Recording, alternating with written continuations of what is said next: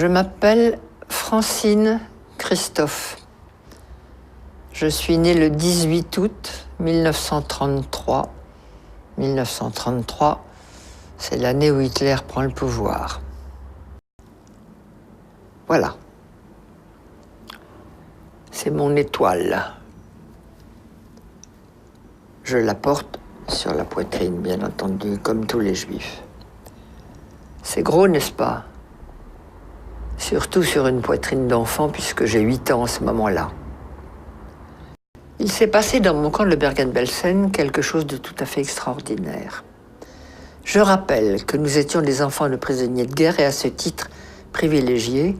Donc nous avions eu le droit d'emporter de France un petit sac avec 2-3 petites choses.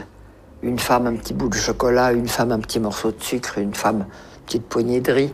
Maman avait emporté 2 petits morceaux de chocolat. Et elle me disait, on garde ça pour le jour où je te verrai vraiment, complètement par terre, fichu. Je te donnerai ce chocolat, il t'aidera peut-être à remonter. Or, il y avait parmi nous une femme qui avait été déportée alors qu'elle était enceinte. Ça ne se voyait pas, évidemment, elle était si maigre. Mais n'empêche que le jour de l'accouchement est arrivé et elle est partie au revire accompagnée de ma mère qui était notre chef de baraque. Et avant de partir, ma mère me dit « Tu te souviens que je garde un morceau de chocolat ?»« Oui, maman. »« Comment te sens-tu ?»« Bien, maman, ça peut aller. »« Alors, si tu me le permets, ce morceau de chocolat, je l'apporterai à notre amie Hélène, parce qu'un accouchement ici, elle va peut-être mourir. Et si je lui donne le chocolat, ça l'aidera peut-être. » Oui, maman, tu le prends.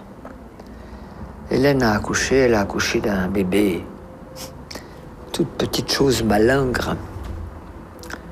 Elle a mangé le chocolat, elle n'est pas morte, et elle est revenue dans la baraque. Le bébé n'a jamais pleuré, jamais, pas même jeun. Au bout de 6 mois, la libération est arrivée. On a défait tous ces chiffons. Le bébé a crié. C'était là sa naissance. Nous l'avons ramené en France. Tout petit truc de 6 mois, minuscule. Il y a quelques années, ma fille me dit « Maman, si vous aviez eu des psychologues ou des psychiatres à votre retour, ça se serait mieux passé pour vous. » Je dis sûrement, mais il n'y en avait pas. Plus personne n'y a pensé, même s'il y en avait eu. Mais tu me donnes une bonne idée. On va faire une conférence là-dessus.